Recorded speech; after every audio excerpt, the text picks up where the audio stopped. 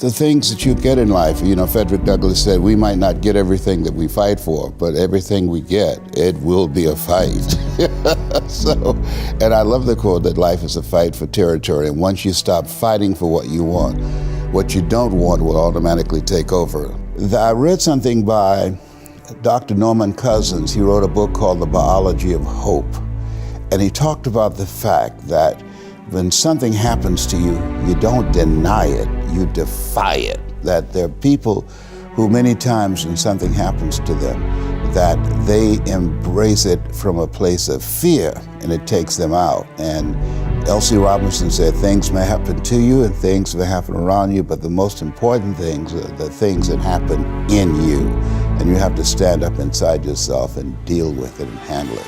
When you live in a dominant culture that is designed to destroy your sense of self and your belief in yourself, and you have to learn ways in which you can begin to connect with this power that you have within yourself to handle where you are.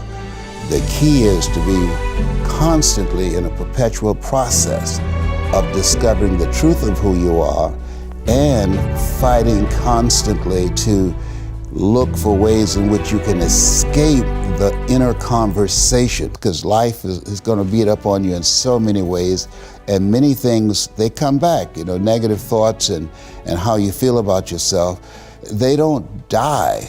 They come back once you stop doing the maintenance work on your mind, listening to motivational messages, going to seminars and workshops, spending time quietly listening to the still small voice within.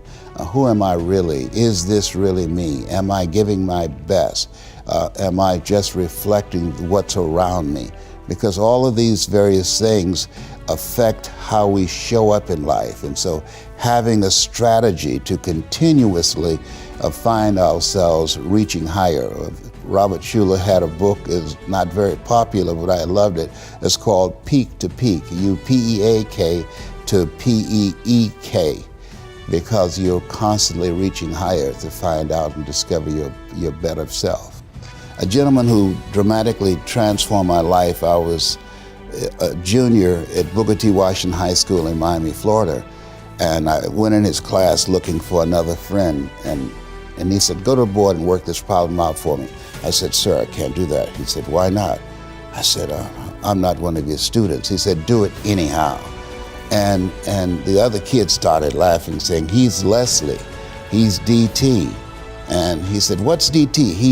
His brother is smart, but he's the dumb twin.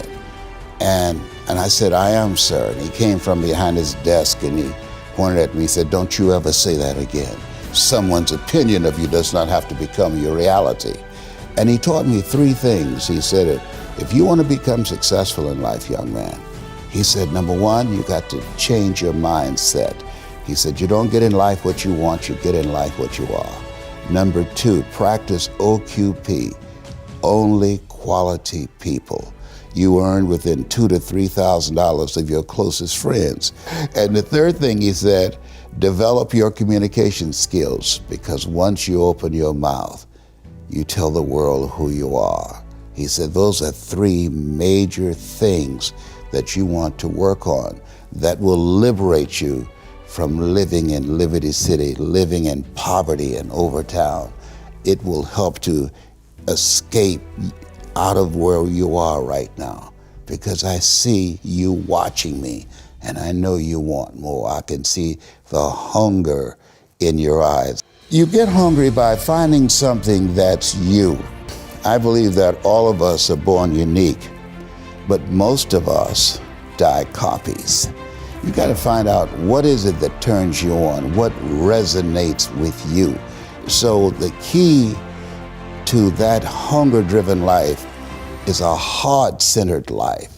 I didn't do what I'm doing for years because of my programming, because of the culture in which I was raised in. I would see other people with degrees and PhDs and MBAs and credentials I don't have, and I convinced myself I couldn't do it. But Mr. Washington, on that day, we became friends, and he taught me not only someone's opinion of you does not have to determine your reality, he said that you have to work on yourself and you have to have an unstoppable attitude, and no excuse is acceptable, and you've got to make it a priority, a non-negotiable in your life, and hold a constant vision of what it is you want to achieve. See it accomplished and go all out. Find a way to win in spite of the setbacks, in spite of the disappointments, in spite of your failures. I tell people, you will fail your way to success. I have a saying, is life knocks you down, try and land on your back, because if you can look up, you can get up. Those experiences of going after goals that's beyond your comfort zone, and having relationships that will challenge you, and surrounding yourself with coaches and mentors who can take you to a place within yourself that you can't go by yourself, because you can't read the label when you're locked in the box.